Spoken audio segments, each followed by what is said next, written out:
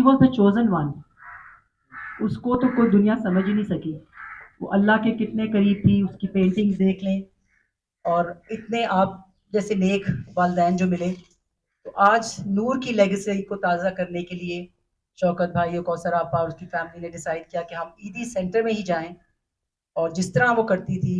ये लॉज, ये कानून मांगने पड़ेंगे, आपको किसी ने कुछ आके नहीं देना. You will have to work hard for it. You will have to continue to raise your voice like you're doing right now. वरना कुछ भी नहीं होगा.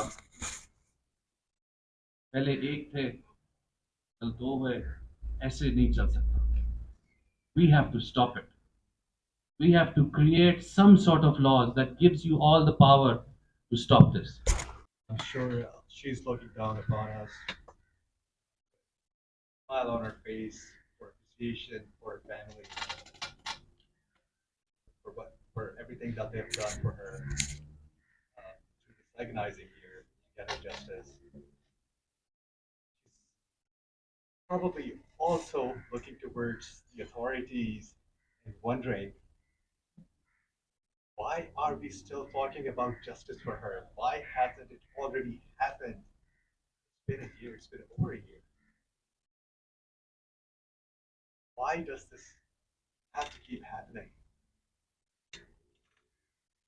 There's a question, would this have happened to Sara, to my cousin Sara, if people knew what the consequences for them could be and would be? Would this still have happened? Maybe if there was justice, maybe Sara was, maybe she could still be sitting here with us, you know, in remembrance of Noor's day. But no, she's not. Allah says in the Quran, and I'm quoting this verse in reference to Jadori's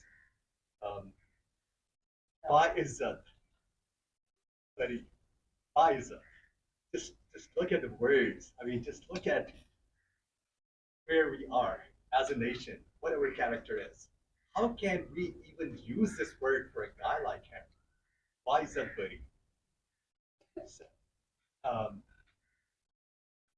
There is a verse in the Quran that clearly states that if a Muslim kills another Muslim by accident, and he has to pay the relatives' family, his relatives or family, and free a slave. But if a Muslim kills another Muslim intentionally, there is no pardon for him at all. He will burn in hell forever. Why are we exploiting and why are we using our religion, Islam, to let these people off the hook when they clearly committed this crime intentionally? How could this pardon be done in the name of Islam when the Quran is so clear about it? This keeps happening. I don't know how many of our young women, children, and men will have to go like the way they did. Both Noor and Sara were brilliant women, but regardless of who they were, no one deserves to go the way they did.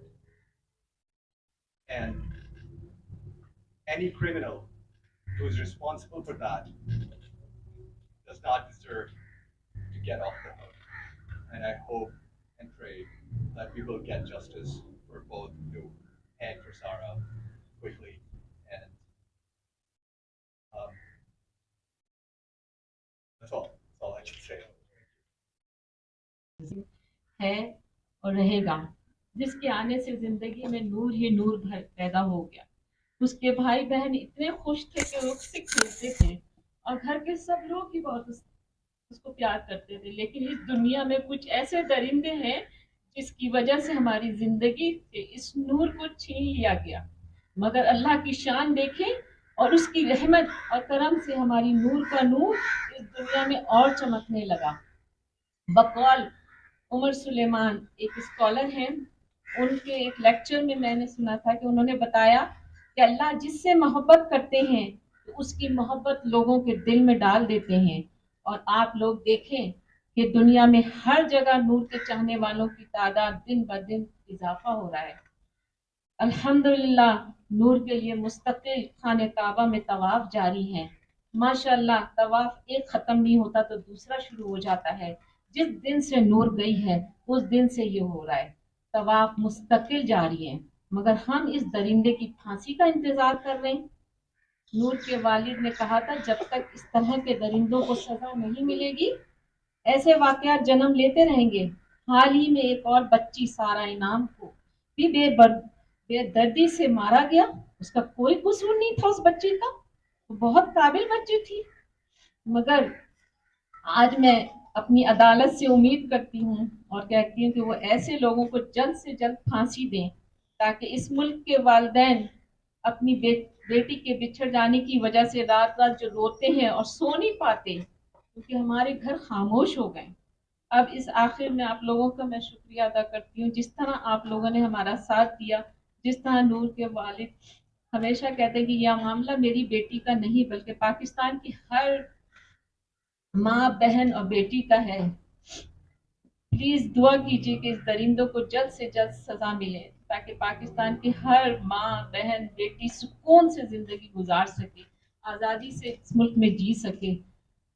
یہی میں کہنا چاہوں گی اس موقع پہ. اور آپ لوگوں کا بہت شکریہ جو آپ لوگ میرا اتنا ساتھ دیتے ہیں. آمین آمین آمین. میں شوکت بھائی سے ریکویسٹ کروں گی کہ پلیز آئے. میں سب سے پہلے آپ سب کا شکر گزار ہوں کہ آپ لوگ اتوار کے دن آئے اور یہاں ہمارے ساتھ نور مقدم کی سالگرہ میں شریک ہوئے. یہ ایک ایسی سالگرہ ہے اس میں کوئی خوشی نہیں ہے, کوئی کیک نہیں کاٹا جا رہا ہے, بلکہ یہ ایک ہم یہاں اکٹھے ہوئے ہیں تاکہ ہم اس کو یاد کریں, ہماری بیٹی کو. میں مولانا ایدھی صاحب کے لیے آپ سب سے درخواست کروں گا کہ ان کے لیے آپ سب دعا کریں کہ اللہ ان کے درجات بلند کرے اور جنت الفردوس میں بہت اونچے مقام پہ رکھے ان کو.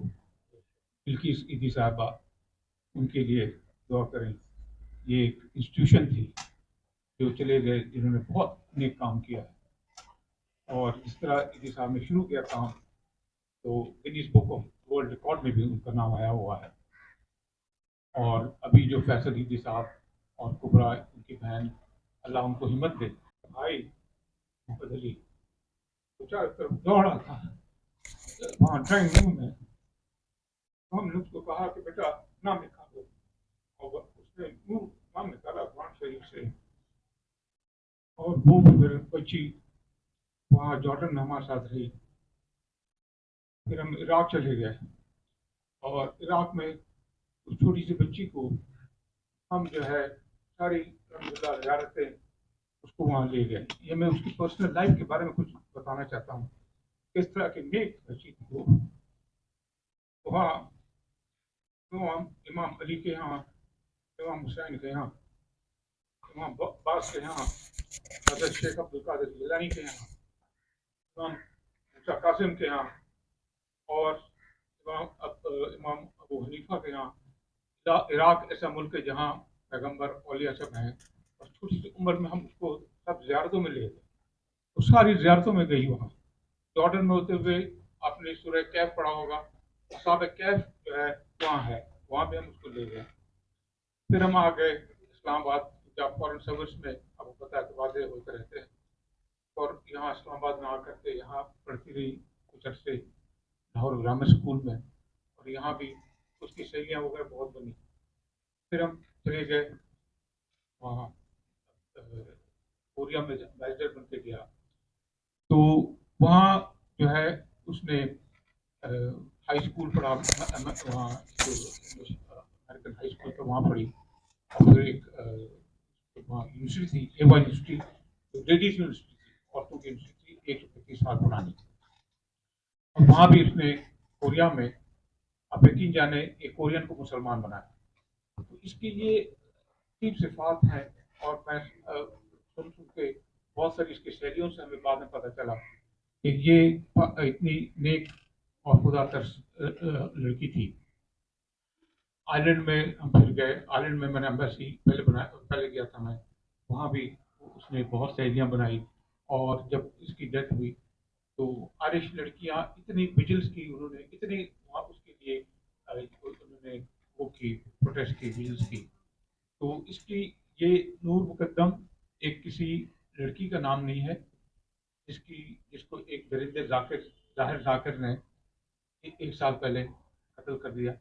ایک انسٹیٹیوشن ہو گئی, ایک آواز ہو گئی, ایک آواز ہو گئی پاکستان میں اور پوری دنیا میں آواز ہو گئی ہے کہ اس طرح کے درندے جو معصوم بچیوں کی جان لیتے ہیں اس کے لیے کوئی جگہ نہیں ہے سوسائٹی میں اور کوئی جگہ نہیں ہے قانون میں.